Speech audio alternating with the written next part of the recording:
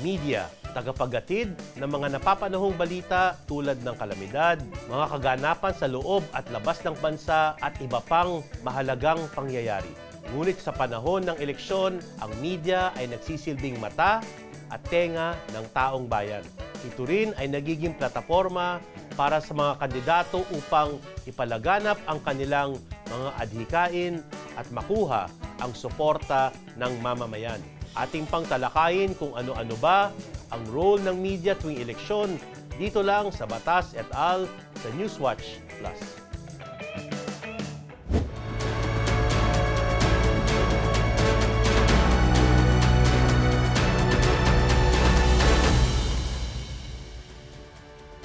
Magandang araw sa inyong lahat. Ako po ang law teacher ng bayan, Attorney Al Agra, at kayo ay nanunood ng Batas et al. Makakasama natin ngayon ang legal consultant ng Kapisanan ng mga Broadcaster ng Pilipinas o KBP na si Attorney Edward Chico para sagutin ang ating mga katanungan patungkol sa papel ng media tuwing eleksyon. Bago natin pag-usapan kung anong papel ng media sa larangan ng eleksyon, paliwanag mo nga ano ba ang KBP? Ano ang balangkas niya? Ano ang mandato niya? Ang Kapisanan ng Broadcaster ng Pilipinas po ay isang organisasyon na tinatag para po pangasiwaan or i-regulate yung pong tinatawag nating TV and radio stations. Kasi po may mga airwaves Hindi tayo. kasamang print? Hindi po. But right now po kasi the KBP is trying to amend yung aming pong rules, yung aming articles and bylaws to accommodate din po other kumbaga practitioners from other media. Kasi for example, social media, may mga vloggers tayo, they remain unregulated. Yung mga cable naman po, on the other hand, would also want to be part of an organization that could give them protection. So do you regulate yung mga organisasyon, yung mga korporasyon, o kasama sa regulation ng KBP yung mga media practitioners? Kasama din po yung mga media practitioners. In fact, ako po, nung ako'y naging broadcaster po, para maging bahagi ako ng KBP, I had to take an examination, para maging accredited ka ng KBP. And KBP po has always been part and parcel of the government in a lot of undertakings. Pag election po, minsan tinatawagan kami ng COMELEC, di ba? Nagbibigay kami ng oras para mag-host ng debate, for example, amongst the aspirants. And KBP has always been in partnership po with government agencies, lalo nga itong panahon ng eleksyon, para tiyakin po na magiging patas, Kasi we want to democratize access to governance, so we want to give everyone an opportunity to be able to actually participate. And the way you do that is you eliminate yung mga impluensya, yung eliminate yung pera, and you as much as possible through the media, allow these candidates to have an opportunity. Ano ba ang extent ng regulation ng KBP sa TV and radio, lalo na sa usapin ng eleksyon? Well, unang-una sa lahat, sir, may code of ethics kami. Tinitiyak namin na walang fake news. And in fact, may study nga ang SWS, sa survey nila lumalabas, 8 out of 10 Filipinos talaga would think that fake news is, kumbaga, deleterious, harmful. And in the US, sir, lumalabas pala sa kanila na almost 68% ng mga Amerikano, they access information through social media. So if a fake news is shared, you could just imagine the extent of damage that would be created.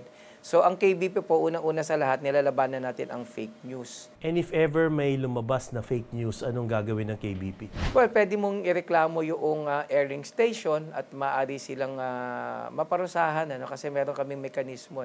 Pinupulis din namin yung sarili naming rango because that is in the interest of preserving the industry and of course making sure that the industry would be responsible. Maliwanag sa Fair Election Act, ang kandidato pwede mangampanya sa TV at sa radio at sa print. Ano ba ang regulasyon sa batas tungkol dito?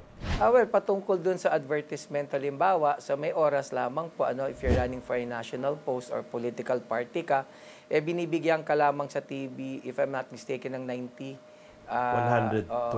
120 ang ginagawad ng batas. At itong regulasyon na to na length ng number of minutes, hindi naman to umiiral ngayon na before the campaign period.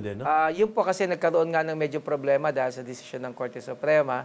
So ito po ay applicable lamang during the campaign period. Right now, di ba sabi ng Korte Suprema, kahit nag-file ka ng Certificate of Candidacy, hindi ka pa kandidato. So, yun yung problema. And debatable nga eh. Naalala ko, ang sabi nila, basta daw wag mo lang sasabihin vote for or vote against. You can practically do anything now. And I can actually see some media outlets taking advantage of this. Kaya maraming mga advertisements. Kumikita talaga kami. Oo, na hindi pa campaign pero Hindi campaign. hindi pa campaign pero campaign. So at some point, I guess that has to be settled. Itong sa TV at sa radyo na kung saan ito yung saklaw ng KBP, minomonitor ba ng KBP as KBP yung number of minutes para hindi sila sumobra? Minomonitor namin ito kasi nagre-report din kami sa COMELEC. And at the same time, yung COMELEC may mekanismo din para check-in. So we really have to make sure na nasusunod talaga ito dahil ito nga yung tinatakda ng batas. Diba? Pero alam mo naman yung mga kandidato, mga para-paraan din. Kasi sinasabi din sa Fair Election Act, maaari pa rin naman silang ma-expose sa TV or sa radyo kung sila halimbawa ay tinatanong yung opinion nila hinggil sa mga issue na kinakaharap ng bansa or halimbawa sila ay pinukulan ng aligasyon, bigyan mo ng pagkakataong magpaliwanag o mag-appear bilang expert sa isang bagay na walang kaugnayan sa eleksyon. Naalala ko nga si Chis Escudero nung araw, hindi ba? Pati cooking show naaalala ko, nagluluto siya doon. So, hindi siya covered ng batas So, yung appearing in news, hindi siya kasama dun sa mga limits ng number of minutes. Kasi ang sabi ng batas, basta daw yung exposure would not mean na binibigyan mo siya ng advantage or ini-enhance mo yung posibilidad na manalo siya or matalo. So, cooking show nga naman ito. Hindi ko naman binagit ang kandidatura ko. Pwede pa magluto. And maliwanag naman sa ating batas na pag pinag-uusapan ng kampanya, to promote the election and defeat, kailangan yun ang intensyon. Ano ang pangunahing papel ng media, ng KBP sa eleksyon? Well, kagaya ng nasabi ko po, unang-una sa lahat, tiyakin po natin na fair nga yung exposure ng mga kandidato. Kasi alam nyo ho, yung mga maraming pera, maraming resources, yung mga establishado, kung hindi mo sila kokontrolin, kawawa talaga yung mga maliliit na tumatakbo. So we really monitor and guarantee na sinusunod namin yung batas. At lahat ito nakasaad naman sa kontrata, di ba? Nakasaad naman po siya sa kontrata. So kung ikaw ay kandidato talaga na maliit ang iyong makinarya, hindi mo kayang pondan sarili mo. Kaya yung mga debate na ito ay isinasagawa ng KBP sa ilalim po ng koordinasyon ng COMELEC to make sure that all candidates would be given an opportunity to sell themselves. Itong mga kontrata na to available sa COMELEC, no? Available po to lahat po, na-monitor nila pati yung compliance doon sa minuto, So hindi kami pwedeng lumampas. So nakikita po lahat ito ng COMELEC at inire-report sa kanila ito at may mekanismo para malaman din nila. Kamusta ang koordinasyon ng KBP, TV and radio stations at ng COMELEC? Ay maayos po yung aming pakikipagrelasyon because regular po yung pakikipag-meeting sa kanila. Kung may mga pronouncements ang COMELEC, kami po unang nakakaalam. Because as I said po, may partnership from the very get-go ang COMELEC at ang media, lalo na ang traditional media. Nabanggit ko nga po kanina, base sa survey, nagtitiwala pa rin ang taong bayan sa radyo at TV. Compared to social media. Compared to social media. Ang problema po sa TikTok, syempre, kahit sino pwede. Kahit sino po yan, pwede. Yung sinasabi nilang napabili mo lang ng suka sa palengke, toyo pa binili. So, yung mga ganitong klaseng walang kredibilidad can actually be part of a growing social media information machinery. Pero hindi sila papasok sa TV at radyo. Edward, nabanggit mo kanina yung mga debate. Ilan ba ang debate na isasagawa ng KBP at ng ating mga TV and radio stations sa panahon ng kampanya? Marami kasi ini-sponsor ang COMELEC. Una, sila mismo, nag-sponsor sila. Pero sa amin po, nakikipag-ugnayan kami sa kanila. Pero yung KBP sa kabuuan, iba pa yung mga kontrata nila sa mga stasyon ng TV at radyo. Minsan nag-sponsor kami ng more or less mga isa. I remember during the last elections, lalo na nung panahon nung kampanya para sa pagkapangulo, na nag-sponsor tayo ng debate. At malaking bagay siya, Kasi naalala ko, kagaya ni Attorney Luke Espiritu, yung kaibigan ko yan sa Ateneo, naalala ko nung tumakbo siya bilang senador, wala nakakakilala sa kanya. But because of the debate, hindi siya nanalo, but because of the debate, nagkaroon ng awareness kung sino siya. At nalaman ng kanyang adhikain, Adhikain, advokasya, plataforma. Pero syempre, alam niyo naman po, yung mga politiko na master na rin nila yung pag-appear sa TV, alam na nila yung konsepto ng soundbites, mga ganyan among others. Maliwanag sa Fair Election Act, bukod sa pag-regulate ng news, print, ng radio at TV, yung usapin ng survey tsaka exit polls. No? Sinasagawa rin ba ito ng ating mga media outfits? Well, as a rule, hindi namin ginagawa yan, kasi kinukommission talaga yan. We don't have the necessary manpower. Pero syempre, sa paghahatid ng balita, we make sure na yung mga survey na binabalita namin ay tumpak at tama. Kasi alam nyo po, mahirap na kapag mali yung survey. Kasi nakakaroon ng bandwagoning effect, naiintindihan naman namin yan.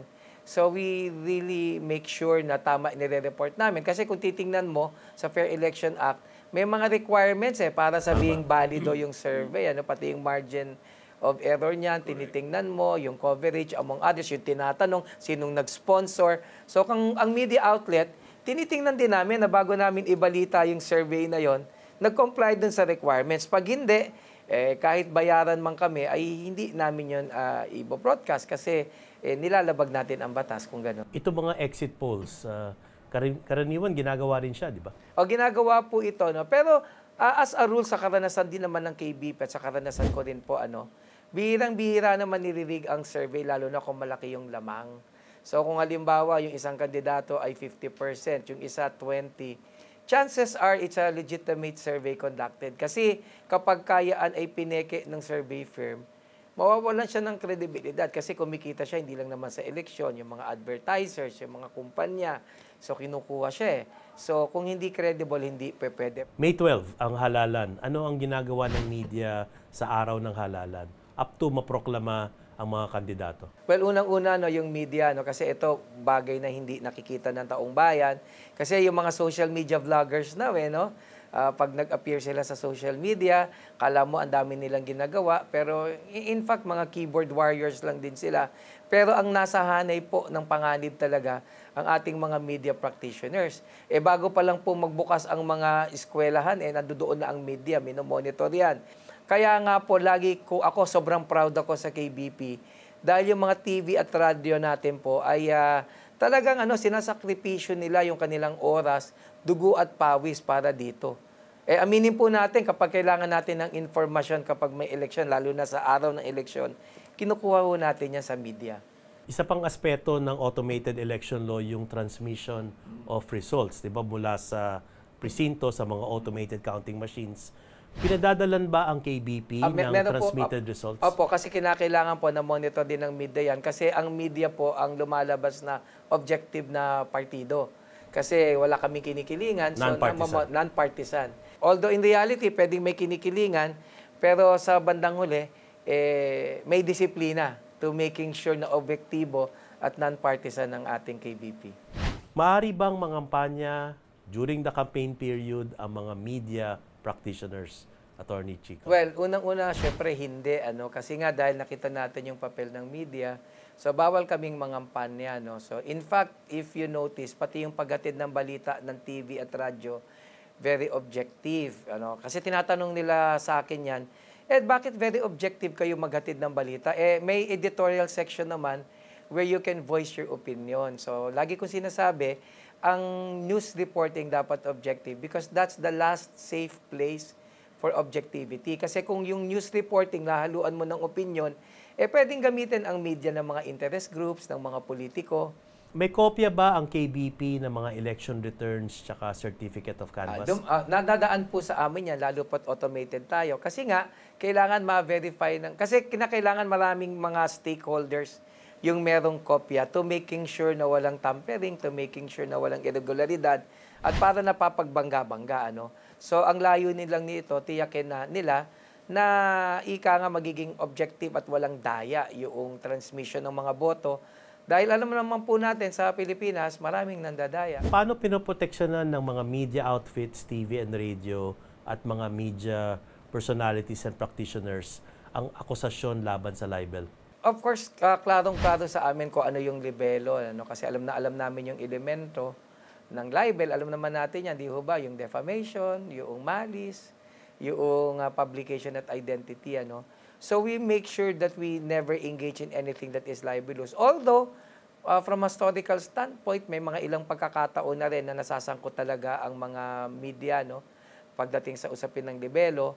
But for the most part, maganda ang pagpupulis ng KBP para dito. Kasi mabigat din eh.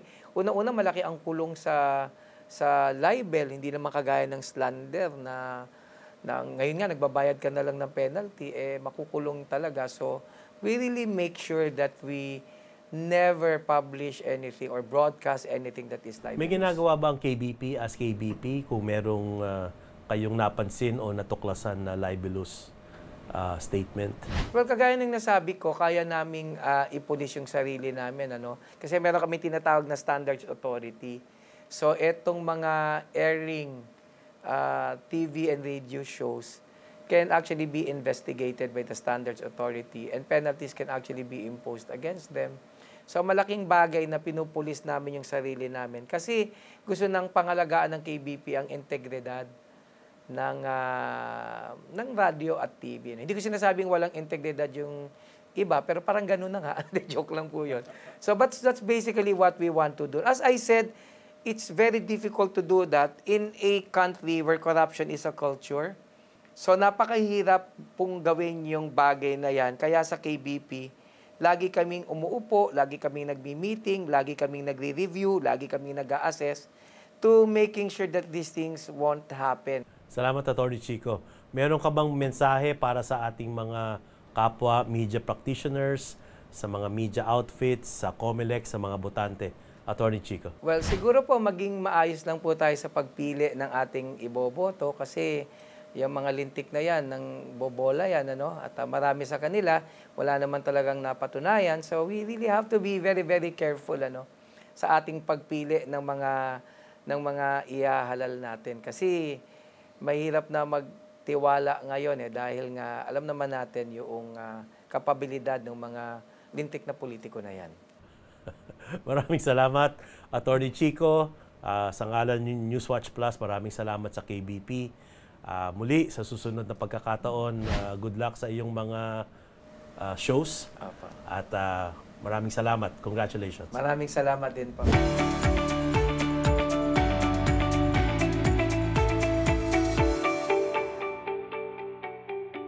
Ayon sa ating saligang batas, ang eleksyon ay dapat malinis, tapat, maayos, mapayapa, at malaya.